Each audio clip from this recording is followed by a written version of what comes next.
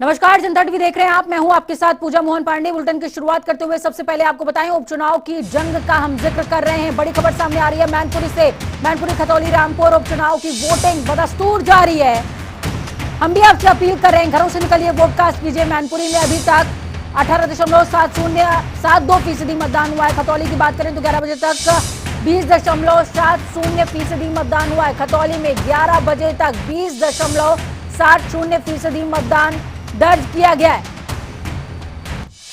बड़ी खबर है, हम जानकारी आपको दे रहे हैं इस वक्त की। मैनपुरी में 11 बजे तक 18.72% मतदान दर्ज किया गया है।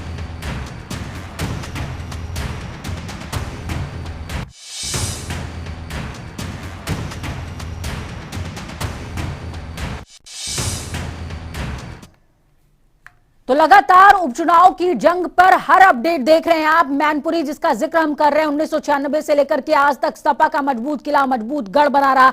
मुलायम सिंह यादव या फिर उनके परिवार का कब्जा लगातार इस सीट पर देखने को मिला है। तो वहीं रामपुर सीट पर भी सबकी नजर है, क्योंकि रामपुर से 10 बार विधायक रहे हैं आजम खान और एक बार तंजीम फातिमा रही हैं।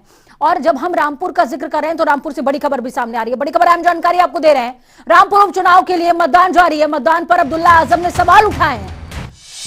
और अब्दुल्ला आजम ने क्या कहा है? उन्होंने कहा है कि चुनाव में खुलकर धांधली देखने को मिल रही है। तो इस वक्त की बेहद बड़ी और अहम खबर आपको बता रहे हैं, चुनाव में खुलकर धांधली हो रही है, यह कहना है अब्दुल्ला आजम का। और अपनी टीवी स्क्रीन के चारों तरफ नजर डालिए, आपको इन तीनों चुनावों से जुड़े हुए अहम आंकड़े नजर आएंगे, प्रत्याशी नजर आएंगे, मैदान में कौन कौन से सूरमा किसने उतारे हुए हैं। तो वहीं अब्दुल्ला आजम का जिक्र हम कर रहे हैं। रामपुर उपचुनावों के लिए मतदान जारी है।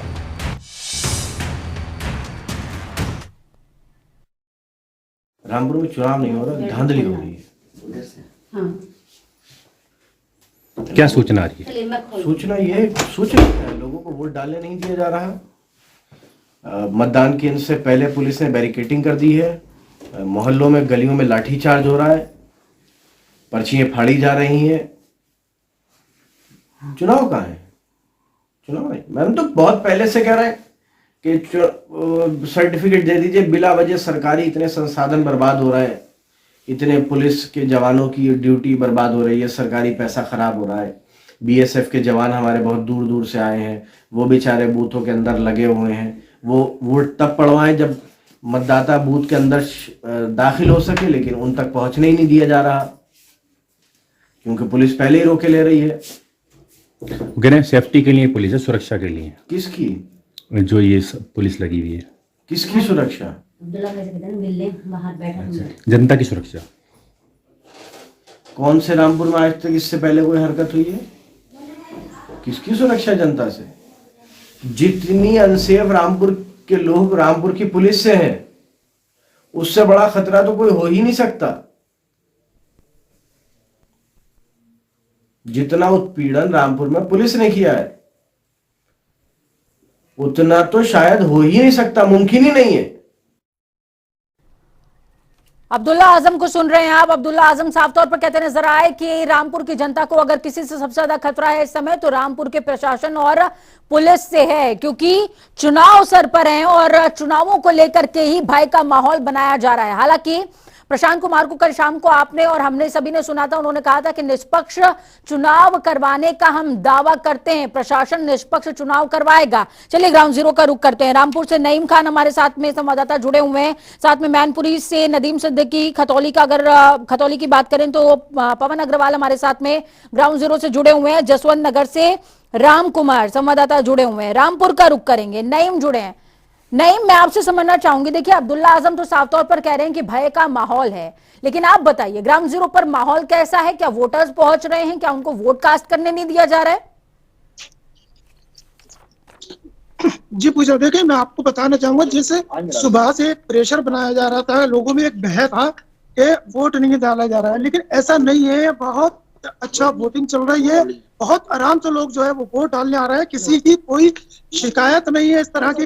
हमने वोट हमने काफी लोगों से यहाँ बात भी की है, तो उनका साफ तौर पर यही कहना है कि नहीं, कोई ऐसा कुछ नहीं है कि प्रशासन रोक रहा है या कुछ है।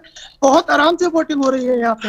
लेकिन सुबह से अब तक जो है वो लगभग 18% वोटिंग हो चुकी है यहाँ पे। पूजा बिल्कुल नहीं, मैं आपसे ये भी समझना चाहूंगी, देखिए रामपुर का जब हम जिक्र कर रहे हैं तो रामपुर एक ऐसी सीट है जहां पर 40 और 60 का अनुपात है, यानी कि 40% जो है हिंदू वोटर्स हैं, 60% मुस्लिम वोटर्स हैं। यही वजह है कि रामपुर शहर सीट हमेशा से ही आजम खान के लिए एक मजबूत गढ़, एक मजबूत किले का काम करती रही है। तो क्या इन चुनावों के दौरान कुछ ऐसा देखने को मिला कि वोटर्स गए हो वोट कास्ट करने के लिए, उनका नाम ना मिल रहा हो या उनका नाम काट दिया गया हो वोटर लिस्ट से? जी पूजा, देखिए ऐसा है, हमने काफी लोगों से यहाँ बात करी है, किसी का भी कहीं कोई नाम नहीं काटा गया है। हम बहुत ही आराम से सुबह 7 बजे यहाँ वोटिंग चालू हुई है, सुबह से लगातार जो है वो लोग अपने घरों से निकल के आ रहे हैं। बिल्कुल, लोग अपने घरों से निकल करके आ रहे हैं, वोट कास्ट कर रहे हैं, ये कहना है नईम का। मैनपुरी का रुख करेंगे, मैनपुरी से नदीम सिद्दीकी हमारे साथ में जुड़े हुए हैं। नदीम, क्या कुछ अपडेट है ग्राउंड जीरो से? वोटिंग कैसी चल रही है? पोलिंग बूथ पर आप मौजूद हैं, किस पोलिंग बूथ पर हैं, और साथ में ये भी बताएं कि समीकरण क्या कह रहे हैं?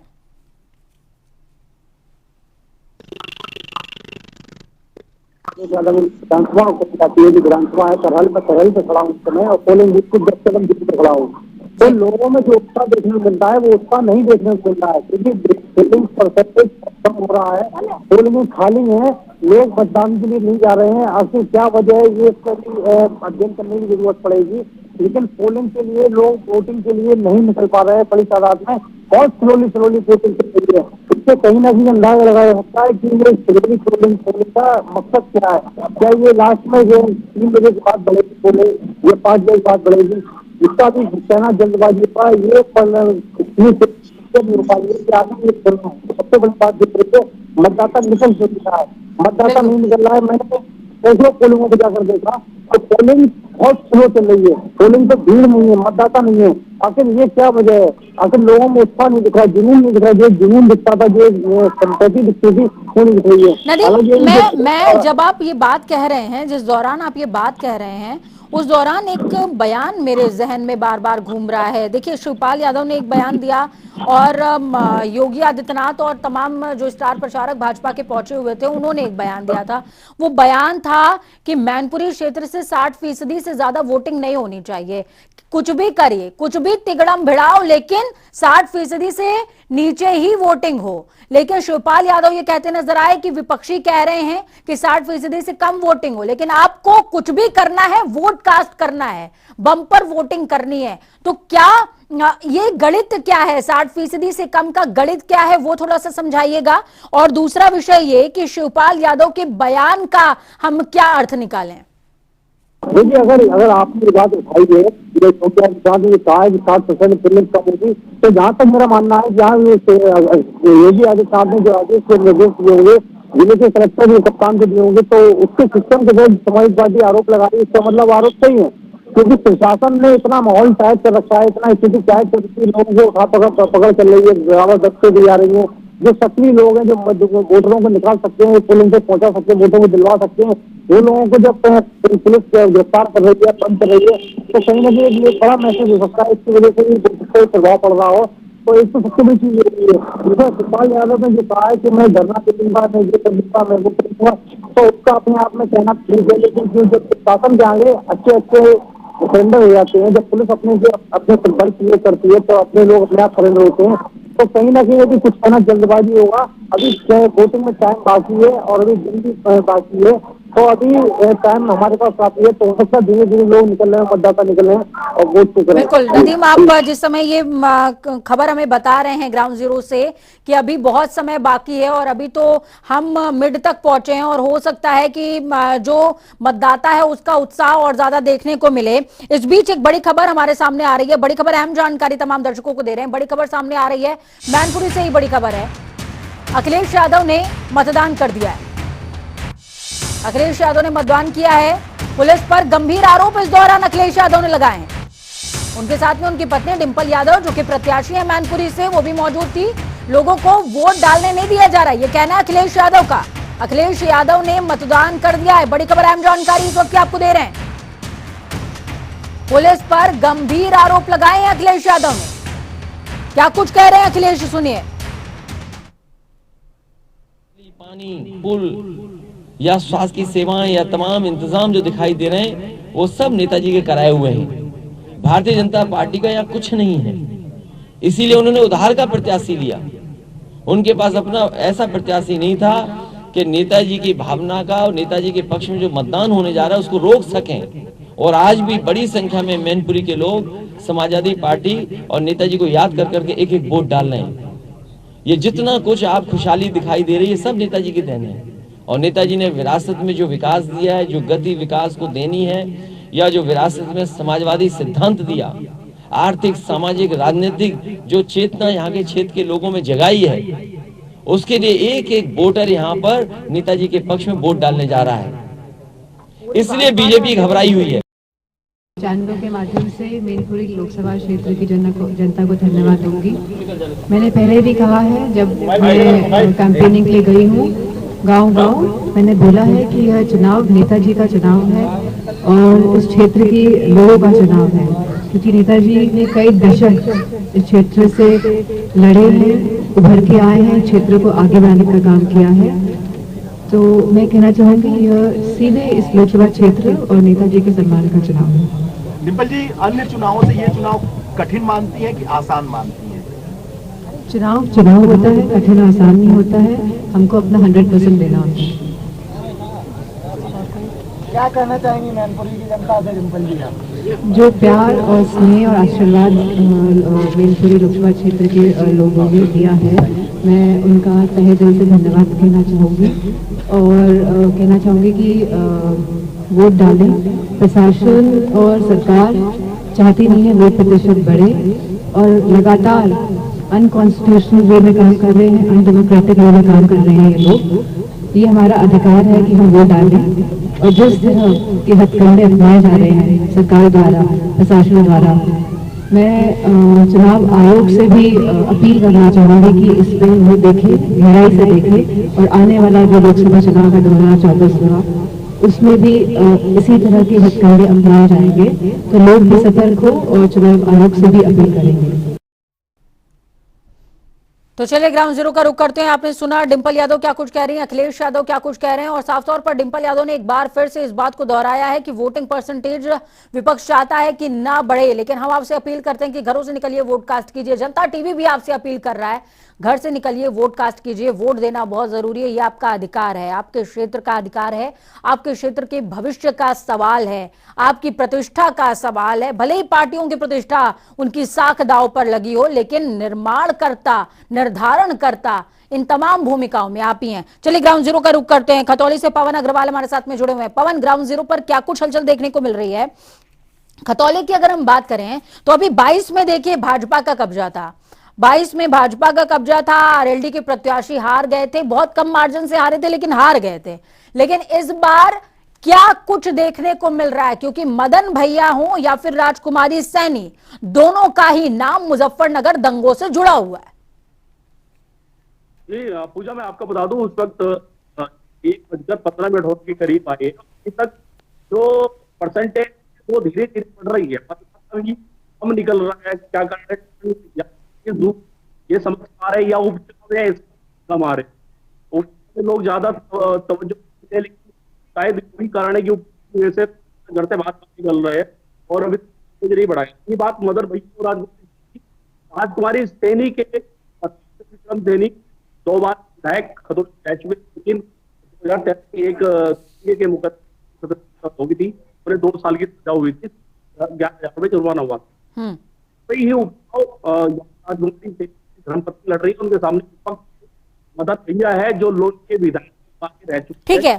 ठीक है पवन, आपकी आवाज में थोड़ी सी डिस्टरबेंस है, लेकिन पवन जब मैं आपके पास वापस आऊंगी ना तो 2007 से लेकर के 22 तक के सफर की बात करूंगी कि किस तरीके से बसपा हर बार यहां पर प्रत्याशी उतारती थी। बसपा का कुनबा जितना मजबूत होता था, बीजेपी उतनी ही ज्यादा कमजोर होती थी। लेकिन अब बसपा का कुनबा कमजोर होता जा रहा है, बीजेपी का कुनबा बढ़ता जा रहा है। इस पर मैं आपसे चर्चा करूंगी। चलिए आगे बढ़ते हैं, जसवंत नगर का रुख करते हैं। राम कुमार जुड़े हुए हमारे साथ जसवंत नगर से। राम कुमार, मैं आपसे समझना चाहूंगी जसवंत नगर में बहुत कुछ देखने को मिला, लास्ट मोमेंट पे देखने को मिला, ऐसा लगा कि जैकपॉट है, क्योंकि डिंपल यादव ने जिस तरीके से खुली जीप पे बैठ करके प्रचार किया जसवंत नगर सीट में, ऐसा लगा कि वो जान फूकने का काम कर रही हैं ग्राउंड जीरो पर। वो कितनी जान फूक पाई हैं, ग्राउंड जीरो पर कितना असर नजर आ रहा है, वोटर घर से निकल रहे हैं, वोट कास्ट कर रहे हैं या नहीं? जी जी पूजा, देखिए कहीं ना कहीं अगर देखा जाए तो जसवंत नगर समाजवादी लड़ रहा है। हाल ही में अंतिम दिन डिंपल यादव ने एक रोड शो किया था, वहाँ लाखों की संख्या में जो जन सैलाब देखने को मिला था, तो कहीं ना कहीं ऐसा लगता था कि शायद ही भाजपा के जो वरिष्ठ कार्यकर्ता थे उनके कहीं ना कहीं पसीने छूटते हुए नजर आ रहे थे। लेकिन अब वहीं अगर देखा जाए जसवंत नगर में लगातार सुबह से ही मतदान धीमे रहता है, लेकिन अब जो है पूरी तरीके से घर से महिलाएं पूरी तरीके से मतदान करने में आगे आती हुई नजर आ रही हैं, क्योंकि यहाँ का जो लगातार ग्राफ बढ़ता हुआ आ रहा है, क्योंकि मतदान तेजी से चलता हुआ नजर आ रहा है, क्योंकि यहाँ की जो सुरक्षा व्यवस्था है, कड़ी सुरक्षा व्यवस्था की गई थी, जिसके तहत लगातार मतदान हो रहा है। करीब 29% से ज्यादा मतदान यहाँ हो चुका है। अगर कहीं ना कहीं देखा जाए तो यहाँ शिवपाल चचा का जो गढ़ माना जाता है, क्योंकि कई दशकों से यहाँ विधायक रह चुके हैं, क्योंकि आज भी यहाँ लोग ज्यादातर शिवपाल चचा के याद में यहाँ तक समाजवादी पार्टी की तरफ से वोटिंग करते हुए नजर आ रहे हैं। अब देखना होगा कि फिर क्या है यहाँ की रणनीति, और कहीं ना कहीं भाजपा के जो वरिष्ठ कार्यकर्ता थे पहले जब पहुंचे थे, और लगातार वो भी अपनी पूरी तरीके दमखम के साथ में वोटों को लुभाने में लगे हुए हैं। अब देखना होगा कि आखिर कहाँ तक ये चुनाव पहुंचता है और कहाँ किसकी टक्कर होती है। कहीं ना कहीं दोनों पार्टियों की टक्कर तो देखी जा रही है, लेकिन अब देखना होगा कि आखिर तो 8 तारीख को किसके सर पर ताज पहनेगा, बिल्कुल किसके सर पर ताज सचेगा और किसको अर्श और किसको फर्श मिलने वाला है। राम कुमार, बहुत शुक्रिया हमारे साथ जुड़ने के लिए। हम एक बार फिर से आपको जोड़ेंगे, तब तक हमारे साथ में प्रमोद गोस्वामी जी जुड़ गए हैं, राजनीतिक विश्लेषक हैं, ये लखनऊ से जुड़े हैं। प्रमोद जी, बहुत स्वागत है जनता टीवी पर आपका। आप हमारे साथ अक्सर जुड़ते रहते हैं और जनता को दृष्टि देने का काम करते हैं। उम्मीद एक बार फिर से यही कि जनता को एक दृष्टि मिलेगी। प्रमोद जी, मैं आपसे समझना चाहूंगी, देखिए मैनपुरी के समीकरण की अगर बात कर ली जाए तो मैनपुरी का समीकरण बहुत कुछ कहता है। मुलायम सिंह यादव का गढ़ है, लेकिन वहीं दूसरी तरफ देखिए बीजेपी ने शाक्य प्रत्याशी को ग्राउंड जीरो पर उतारा हुआ है। 10 बार शाक्य प्रत्याशी उतारा गया, एक भी बार जीता नहीं है। 4 बार महिला प्रत्याशी उतारी गई, एक भी बार जीती नहीं है। इस बार वो दोनों ही आमने सामने है। मैनपुरी की एक राजनीतिक स्थिति या वहाँ के जातिगत समीकरण ये सारे बिल्कुल डिफरेंट है। बिल्कुल। एक तो वो समाजवादी पार्टी का अटूट गढ़ रहा है। मुलायम सिंह यादव जी का वो कर्म क्षेत्र भी रहा, हालांकि वहाँ से लगभग 20 किलोमीटर पहले सैफई है और सैफई के बाद मैनपुरी लग जाता है। इटावा या सैफई जहाँ के मुलायम सिंह या अखिलेश जी हैं, मात्र 20 किलोमीटर मैनपुरी है। तो वो बिल्कुल एडजॉइनिंग है या बिल्कुल एक उसका हिस्सा कह लीजिए। और उसकी वजह से एक तो वहाँ मुलायम सिंह जी का अपना कर्म क्षेत्र, क्योंकि वहाँ वो उन्होंने टीचर भी रहे, वो वहाँ उन्होंने अध्यापन कार्य भी किया और वहाँ से उनका जुड़ाव रहा, तो एक तो वो कारण रहा। दूसरे वो यादव बाहुल है, लगभग 4.5 लाख के लगभग कह सकते हैं, 4,35,000 38,000 ये वहाँ पर यादव मत जाता है। और अगर उसके बाद कोई दूसरी बिरादरी डिसाइडिंग फैक्टर है तो वो शाक्य समुदाय है, जिससे रघुराज सिंह शाक्य को उतारा गया है। बीजेपी ने उन पर दांव खेला है। हालांकि ये बात सही है कि वहाँ शाक्यों का सेकंड नंबर पर उनका अपना प्रभुत्व है, डिसाइडिंग फैक्टर भी है, लेकिन वहाँ पर यादवों का अपना प्रभुत्व दबदबा और मुलायम सिंह का ने वहाँ विकास कार्य भी किए, वहाँ से लोग वहाँ व्यक्तिगत रूप से भी जुड़े हुए हैं। ऐसे तमाम कारण हैं कि जिसकी वजह से मुझे लगता है कि 2 चीज पर और दृष्टि चाहूंगी आपसे प्रमोद जी, 2 चीज पर और दृष्टि चाहूंगी। एक तो ये देखिए ओबीसी वोटर की अगर हम फैक्टर की बात करें, ओबीसी वोटर्स जो हैं वो 45% हैं, मैनपुरी सीट पर आते हैं 45%। अभी हालांकि जनगणना नहीं हुई है तो हम 45% के आंकड़े को ही लेकर के चल रहे हैं। 45% यादव वोटर्स हैं, माफ कीजिएगा ओबीसी वोटर्स हैं। लेकिन जिस तरीके से पिछले दिनों बीजेपी ने ओबीसी वोटर्स पर काम किया है, क्या उसका इम्पैक्ट कुछ नजर आएगा? क्योंकि या तो डिंपल यादव जीते या फिर रघुराज शाक्य, दोनों ही स्थिति में इस बार इतिहास परिवर्तित हो रहा है। नहीं पूजा जी, देखिए ओबीसी पे उन्होंने बीजेपी ने काम किया है। निश्चित रूप से बीजेपी का वहाँ इस गढ़ को ढाने में उन्होंने पूरी सामर्थ्य इस चुनाव में भी लगा दी और उससे पहले लगे हुए थे निश्चित रूप से। लेकिन वहाँ की जो स्थिति है उसमें ओबीसी मुलायम सिंह के साथ है या समाजवादी पार्टी के साथ कह लीजिए, मुलायम सिंह के साथ रहा है, तो वो उसका एक भावनात्मक जुड़ाव है। और इस चुनाव में क्योंकि मुलायम सिंह जी नहीं है तो उसका एक उसको एडवांटेज पोजीशन पर उसका लाभ मिलेगा। एक इमोशनली लोग जो जुड़े हुए थे वहाँ के विकास कार्य भी किए थे। बाकी चीजें जगह पर तो ओबीसी दलित या सवर्ण की बात कर लीजिए कि कहीं डिस्कस किया जा सकता है, लेकिन मैनपुरी में मुझे नहीं लगता है, क्योंकि मैं वहाँ गया भी हूँ, उसको मैंने देखा भी है, वहाँ कोई बहुत प्रभाव नहीं है। यहाँ पर मुझे लगता है कि कंफर्टेबल होगी डिंपल उनको जीतने में। सिर्फ यहाँ पर देखने की बात ये होगी इस चुनाव में, जो मेरा अपना आकलन है कि डिंपल कितने वोटों से जीतती है, क्योंकि पिछली बार मुलायम सिंह जी मात्र 94,000 वोटों से जीते थे, जबकि 2 लाख 2.5 लाख 3 लाख वोटों से वो जीतते रहे हैं। तो वो जो घटा, और ये सब कि जब मायावती उनके साथ कॉम्बिनेशन बना हुआ था, सपा का और बसपा का गठबंधन था, उसके बाद जो है उनकी लीड इतनी घट गई और उसमें भी जसवंत नगर जो था उसमें लगभग 60-65 हजार रुपए के वोटों की लीड दी थी। अगर वो शायद लीड न होती जसवंत नगर की तो मुलायम सिंह जी की एक प्रकार से अपरोक्ष रूप से पराजय कही जा सकती है, अगर वो 15-20-25,000-30,000 वोटों से जीतते तो। बिल्कुल। तो ये भी एक बात थी।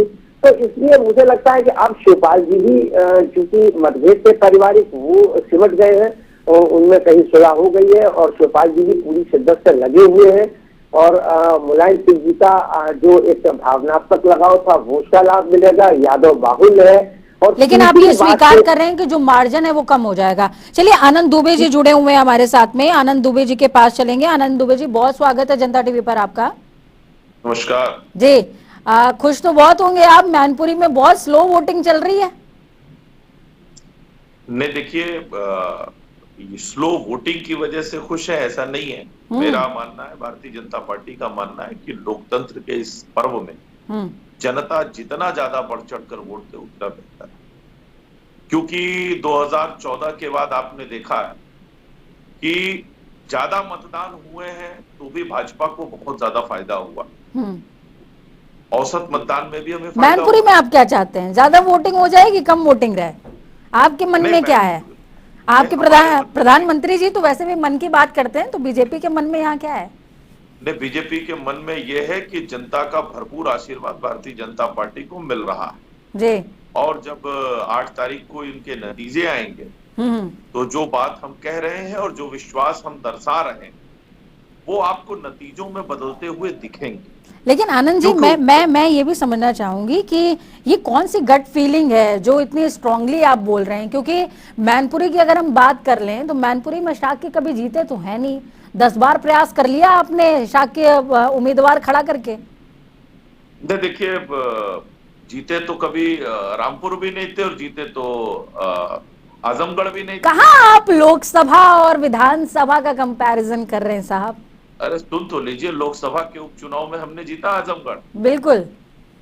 लोकसभा के उपचुनाव में हमने रामपुर जीता, विधानसभा में भी जीता है। अब आप देखिए, विधानसभा के उपचुनाव जो भी हुए उनमें हमने जीत हासिल की है।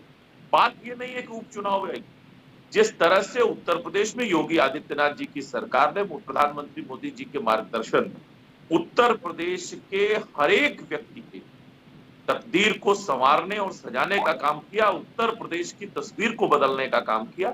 आज उत्तर प्रदेश में लोग महसूस कर रहे हैं कि कानून का राज, भयमुक्त वातावरण में लोग जी रहे हैं, उत्तर प्रदेश में निवेश आ रहा है, इन्वेस्टर्स का। लेकिन अब्दुल्ला आजम तो कह रहे हैं रामपुर में आप लोगों ने इतना डरा दिया है कि कोई वोट करने को तैयार नहीं है।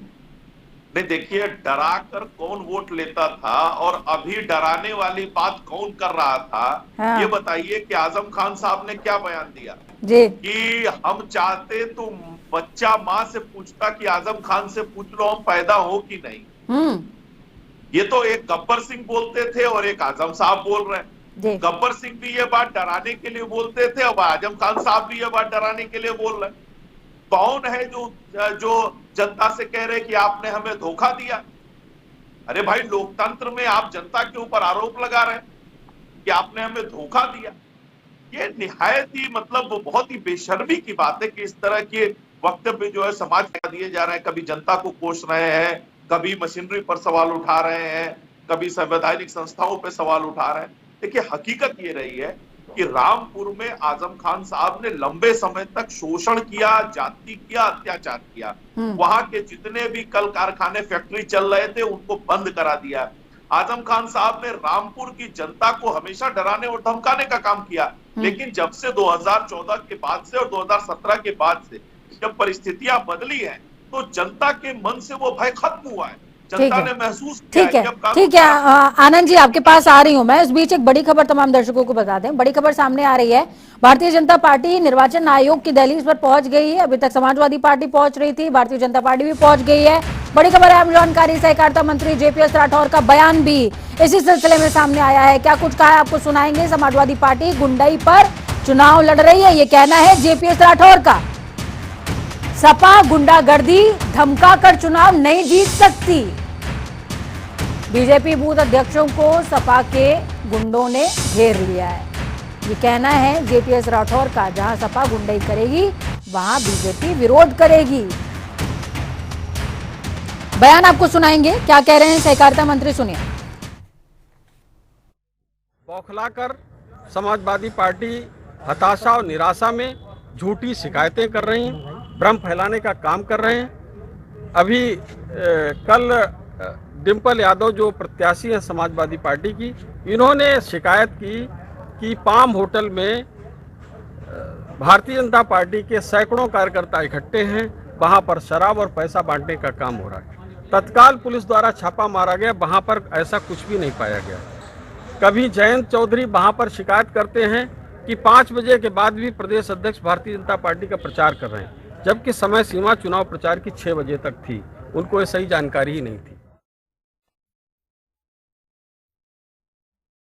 नितेंद्र यादव जुड़े हुए हैं हमारे साथ, सपा के प्रवक्ता। नितेंद्र जी, बहुत स्वागत है जनता टीवी पर आपका।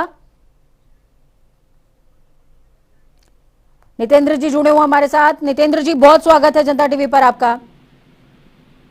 जी नमस्कार। नितेंद्र जी, अभी तक तो आप ही निर्वाचन आयोग में अपने नंबर बढ़ा रहे थे, अब तो बीजेपी वाले भी पहुंच गए। सहकारिता मंत्री जी भी बयान दे रहे थे कि सपा वाले गुंडई कर रहे हैं, आप कह रहे हैं बीजेपी वाले कर रहे हैं, बीजेपी वाले कह रहे हैं सपा वाले कर रहे हैं। मामला समझ नहीं आ रहा है कुछ। जी, ये वही कहावत है कि जबर मारे रोने न दे।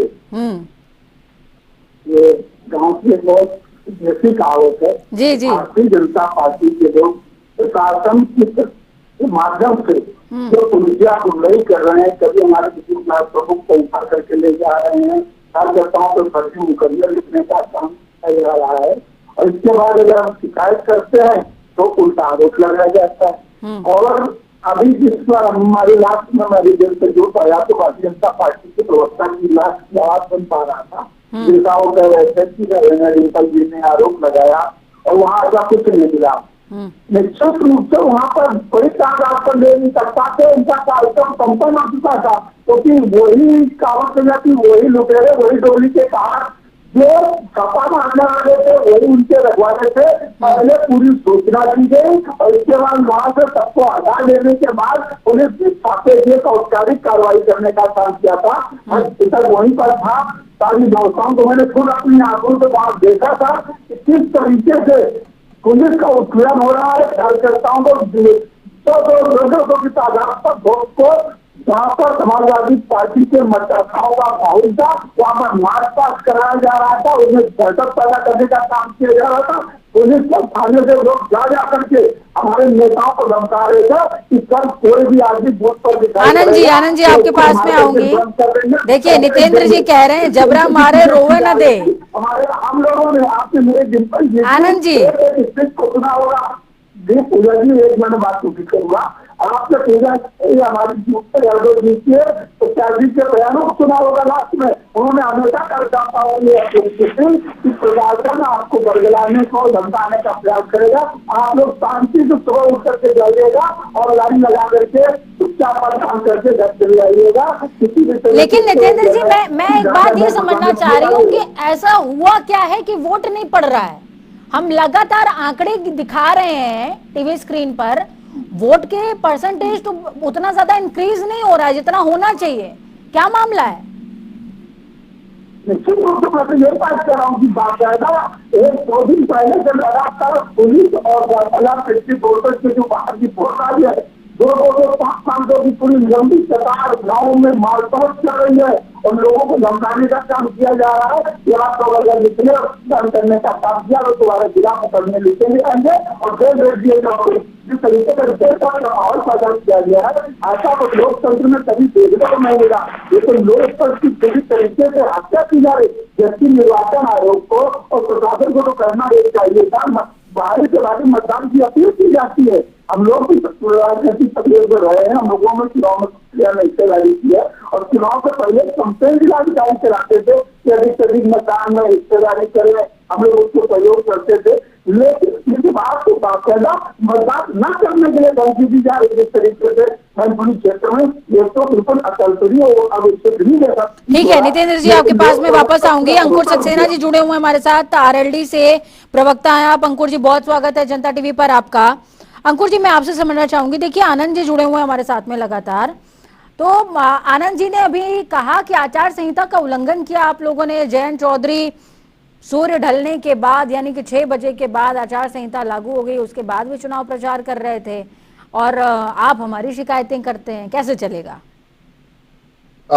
ये तो आनंद भाई की बात है। आनंद भाई तो किसी भी बात में आनंद ढूंढते हैं और जैसा कि कहावत है कि उल्टा चोर कोतवाल को डांटे, वही वाली कहावत भारतीय जनता पार्टी के प्रतिनिधियों पर लागू होती है।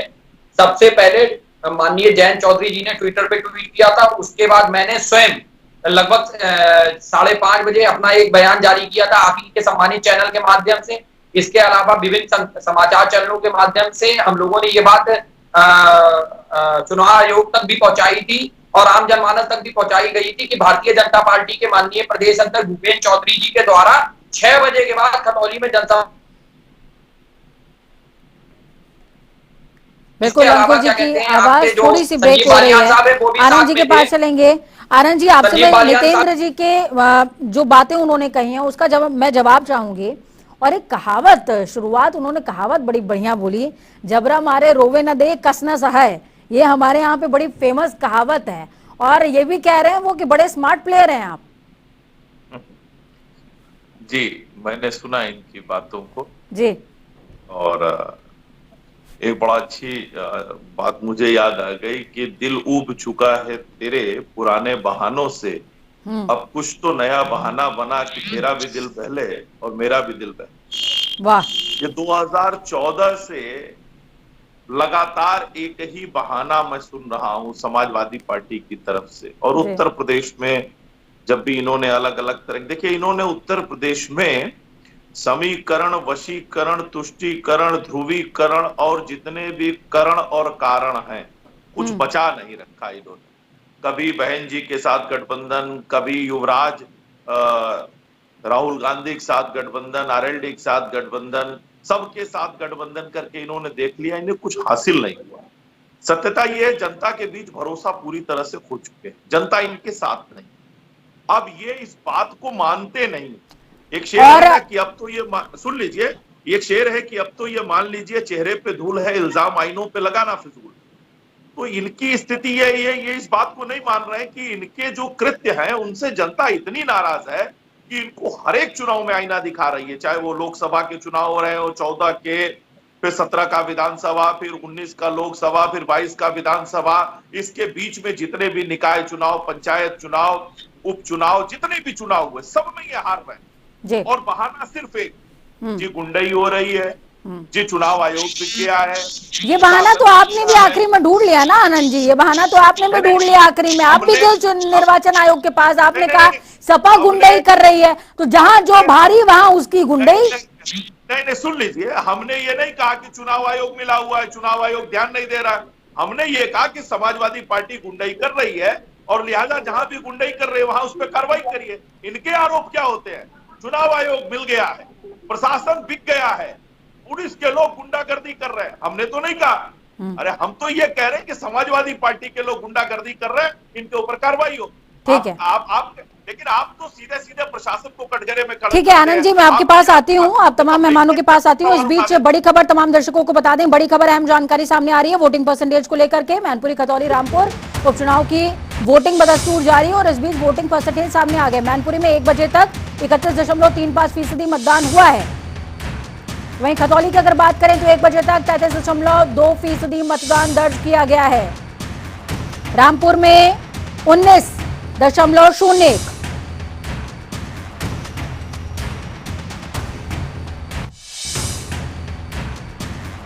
मैनपुरी में 31.35% मतदान हुआ है। अहम आंकड़े हैं ये, अपने जहन में बैठाते चलिए, काम आएंगे और आपको समझने में भी सहयोग होगा कि आखिरकार ये वोटिंग परसेंटेज किस तरफ इशारा कर रहा है। चलिए न्यूज रूम का रुख करते हैं, हमारे सहयोगी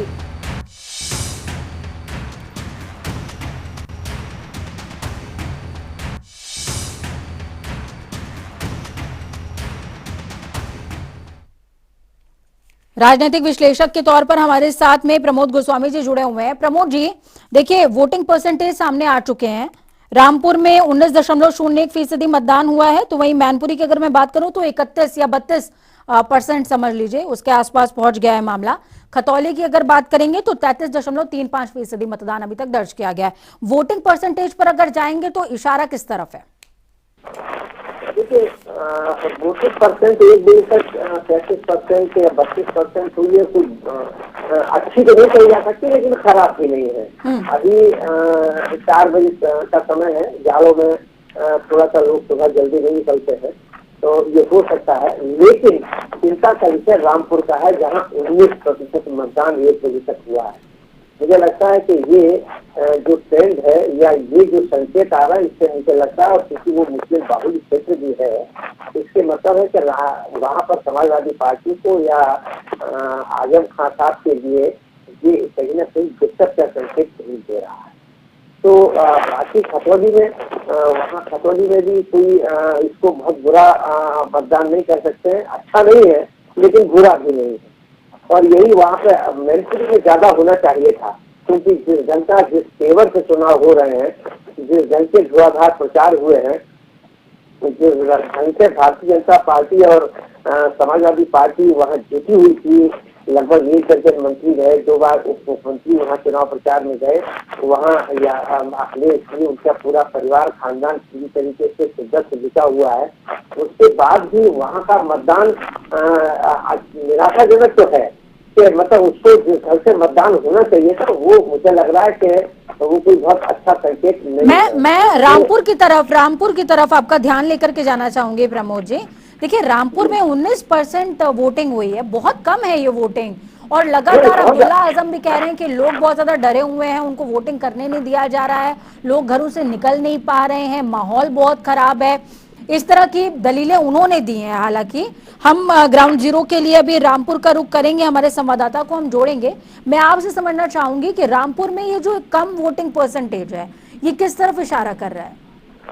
वो मुझे तो मैंने आपसे पहले भी कहा पूजा जी कि जिस ढंग से 19% मतदान रामपुर में हुआ, ये आजम खान समाजवादी पार्टी के लिए निश्चित रूप से ये इशारा यही करता है कि शायद समाजवादी पार्टी को इससे नुकसान हो रहा है, क्योंकि वहाँ का उनका मतदाता नहीं निकल पा रहा। अब वो अब्दुल्ला आजम कह रहे हैं कि घर के मारे नहीं निकल पा रहा है, तो इसके लिए जिम्मेदार कौन है? भाई ठीक है, अगर शासन ने मान भी दूँ अब्दुल्ला आजम खान की बात को, तो उनके कार्यकर्ता क्या कर रहे हैं? उनके कार्यकर्ता उनका मनोबल उनको बढ़ा के लेके तो नहीं आ रहे हैं। इसके मतलब है कि कहीं ना कहीं आजम खान के प्रति वहाँ के लोगों में ये तटस्थ भूमिका ही कही जाएगी। बिल्कुल प्रमोद जी, मैं आपके पास वापस आती हूँ। घनश्याम लोधी हमारे साथ में रामपुर से सांसद हैं, जुड़ गए हैं। घनश्याम जी, बहुत स्वागत है जनता टीवी पर आपका। थैंक यू, धन्यवाद। घनश्याम जी, दोबारा हमारी बातचीत हो रही है और आज वोटिंग हो रही जी। है। घनश्याम जी, मैं समझना चाहूंगी, बड़ा अचरज है मुझे वोटिंग परसेंटेज को देख करके। 19% वोटिंग हुई है अभी तक। नहीं, 19% हुई है, अभी तो समय काफी है। और मेरे ख्याल से 6 बजे तक लगभग 50-55 के आसपास हमारी उम्मीद है पहुंच जाएगी।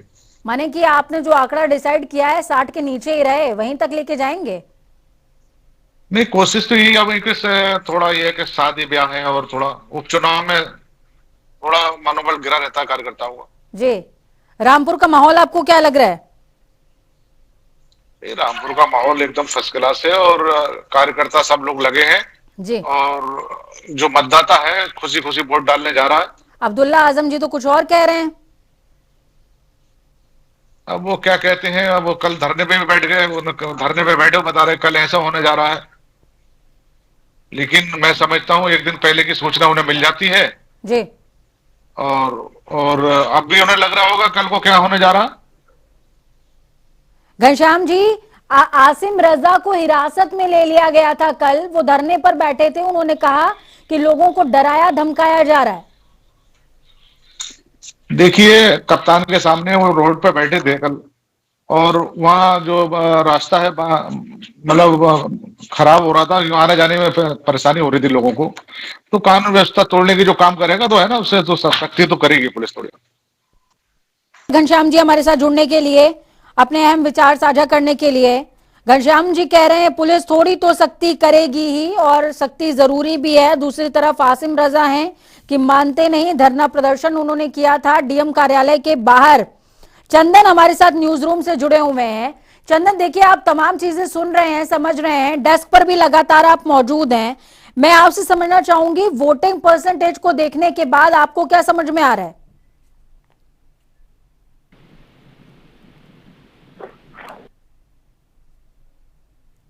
चलिए आनंद जी के पास जाएंगे। आनंद जी, जो वोटिंग परसेंटेज है, घनश्याम जी जुड़े हुए थे हमारे साथ, घनश्याम जी भी कह रहे हैं कि वोटिंग परसेंटेज अभी और इंक्रीज होगा, आपको क्या उम्मीद है? मैनपुरी में आपने दिखाया कि करीब करीब 32% के आसपास पहुंच गया है और खतौली में 33%। लेकिन रामपुर तो निराशाजनक है ना आनंद जी? मैं बता रहा हूँ और रामपुर में कम है, लेकिन तीनों को अलग अलग प्रदेश में देखने की आवश्यकता है। मैनपुरी में पिछली बार 58, जहां तक मेरी जानकारी 58% के आसपास हुआ था मतदान, और 2014 में 60% के आसपास मतदान हुआ था। ये 2014-2019 में। मुझे लगता है शाम होते होते ये लगभग उसी आंकड़े के आसपास थोड़ा बहुत ऊपर नीचे रहेगा, ये दोनों जगहों पर। जी। एक बड़ी वजह यह है कि इस समय शादियों का सीजन है, इससे आप भी इत्तेफाक रखते होंगे और हम भी, मतलब जो है ये इस समय शादी विवाह और अन्य चीजें भी चल रही हैं, तो एक ये भी इम्पैक्ट हो सकता है कि कुछ शुरुआत में कम वोटिंग हो या कुछ ये है। लेकिन मुझे लग रहा है कि आंकड़े शाम होते होते ठीक हो जाएंगे। जहां तक बात रही रामपुर की, तो रामपुर में यह निश्चित है कि समाजवादी पार्टी के जो कार्यकर्ता हैं या जो अन्य लोग हैं, ये हताश और निराश है। और समाजवादी और वहां की जो जनता है उसके अंदर जो है वो आजम खान साहब को लेके निश्चित रूप से नाराजगी है। तो ये आपको वोटिंग में भी दिख रहा है, लेकिन मुझे उम्मीद है कि शाम होते होते ये वोटिंग ठीक ठाक स्थिति तक पहुंचे। ठीक है, जिस समय आप बोल रहे थे उस दौरान अंकुर सक्सेना हमारे साथ में जुड़े हुए हैं, वो मुस्कुरा रहे थे, शादी की बात पर मुस्कुराए हैं। क्यों मुस्कुरा रहे थे अंकुर जी आप? पूजा जी, सबसे बड़ी बात है कि भारतीय जनता पार्टी के प्रतिनिधि महोदय जो हैं हर चीज में कोई ना कोई बहाना ढूंढ लेते हैं। अब जैसे आपने शादी ब्याह की बात मैनपुरी पर लागू कर दी, और खतौली भी उत्तर प्रदेश का अंश है, उत्तर प्रदेश का पार्ट है, और खतौली में आपने जब 19% मात्र 19% वोटिंग 1 बजे तक हुई है, जैसा आपने अभी आंकड़ा दिया है। नहीं, रामपुर में हुई है वो। हाँ, सॉरी, रामपुर में 19% मात्र वोटिंग हुई है, उसको लेकर आप बिल्कुल साइलेंट मोड में चले गए। वहां पर क्या शादी ब्याह का सीजन नहीं? अच्छा, दूसरा आंकड़ा जो आप दे रहे हैं, नहीं, मैं आपके बीच में इंटरप्ट नहीं किया, आपने सुनिए। और सबसे बड़ी बात है, रामपुर में आप जो बात कह रहे हो, आपने रामपुर में जो बात देखी, सुनिए मेरी बात सुनिए, आपको बात सुनने की आदत ही नहीं है, आप सुनना नहीं चाहते मैनिपुलेट करने के लिए। रामपुर को लेकर आपने जो कहा कि जनता इसलिए ये वोट देने नहीं निकल रही है क्योंकि उनमें माननीय आजम खान साहब को लेकर नाराजगी है, या रामपुर में समाजवादी पार्टी के जो कार्यकर्ता है वो वोटरों को निकालने में असफल रहे। तो अभी चुनाव का तो परिणाम आया नहीं है, क्या पता वो 19% वोटरों में 15% वोटर समाजवादी पार्टी गठबंधन के निकले हो। आपने तो पहले ही डिक्लेयर कर दिया कि कार्यकर्ता नहीं निकल रहे। भारतीय जनता पार्टी क्यों नहीं कार्यकर्ता निकाल पा रही है, वहां पर वोटरों को निकाल पा रही है? क्या भारतीय जनता पार्टी के कार्यकर्ताओं की अक्षमता नहीं है कि वहां पर वोटर नहीं निकल रहे? भाई भारतीय ठीक है, इस सियासी दंगल से न्यूज रूम में चलते हैं। चंदन हमारे साथ में जुड़े हुए हैं। चंदन, डेस्क पे आप लगातार एक्टिव हैं, अपडेट्स देख रहे हैं। हम सुबह से ही मतदान पर नजर बनाए हुए हैं, कहीं ईवीएम खराब है तो कहीं वोट कास्ट नहीं हो पा रहा है, कहीं भय का माहौल है तो कहीं अब्दुल्ला आजम का बयान सामने आ जाता है। वोटिंग परसेंटेज चंदन अब हमारे सामने है, इसको देखते हुए आपको क्या नजर आ रहा है, क्या समझ पा रहे हैं आप? देखिए पूजा, ये वोटिंग परसेंटेज जिस तरह से स्लो है, लेकिन यह है कि अभी दिन डलते डलते ये परसेंटेज बढ़ जाएगा। लेकिन ये वोटिंग परसेंटेज क्या वोटों में कन्वर्ट हो पाएगा और किसको कितने वोट मिलेंगे, ये देखने वाली बात होगी। क्योंकि देखिए जिस तरह से रफ्तार बहुत स्लो है तो ये मायने रखता है कि या तो बहुत तेज रफ्तार से वोटिंग हो रही हो तो जीतने के चांसेस ज्यादा हो जाते हैं, या रफ्तार कम हो तो ये बहुत क्या कहते हैं डेडली कॉम्बिनेशन होता है। अगर कि रफ्तार कम है और वोटर्स घर से बाहर नहीं निकल रहे तो ये प्रत्याशियों को भयभीत करने वाला विषय हो सकता है। क्योंकि देखिए लगातार रामपुर में कहा जा रहा है कि प्रशासन धमका रहा है, वहां पे वोटिंग नहीं हो पा रही है। यही हाल मैनपुरी में भी है, और मैनपुरी में तो बाकायदा अखिलेश और डिम्पल प्रेस कॉन्फ्रेंस करते हुए नजर आए। राम गोपाल भी ये कह रहे हैं कि वहां पर वोटर्स को धमकाया जा रहा है। तो ये एक तरह से साफ दिखाने की कोशिश की जा रही है कि जो वोटर्स है वो घर से बाहर नहीं निकल रहा।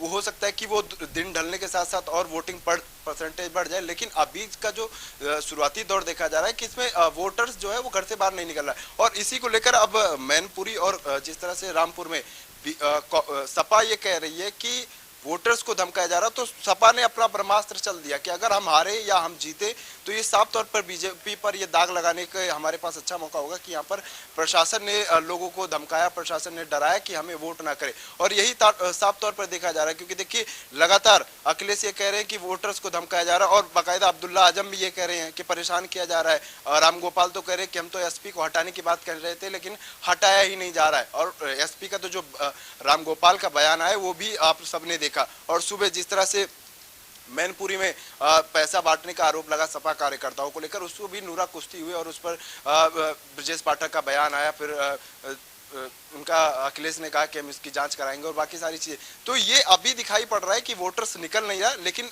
जब निकलेगा या ये वोटिंग का आंकड़ा और बढ़ेगा या इसी रफ्तार से जाएगा। अगर इसी रफ्तार से रहा तो 50% 54% तक का आंकड़ा हो सकता है मैनपुरी में और बाकी सब जगहों पर। क्योंकि खतौली में देखिए रुझान वोटर्स का ज्यादा है और वो वोटिंग परसेंट ज्यादा है। तो बिल्कुल, और पिछली बार सीट भी बीजेपी की थी और इस बार वो प्रत्याशी आमने सामने हैं जो अक्सर हारते रहे हैं। बहुत शुक्रिया आप सभी का हमारे साथ जुड़ने के लिए और इस चर्चा को बेहद खास और अहम बनाने के लिए। ग्राउंड जीरो से हमारे तमाम संवाददाता सहयोगी हमारे साथ में जुड़े, उन्होंने इस चर्चा को खास बनाया। ग्राउंड जीरो से आपको अहम तस्वीरें दिखाई हैं, हम लगातार अहम तस्वीरें दिखा रहे हैं और आपसे साथ में अपील भी कर रहे हैं, घरों से निकलिए, वोट कास्ट कीजिए, क्योंकि सवाल आपके भविष्य का है, आपके क्षेत्र के भविष्य का है।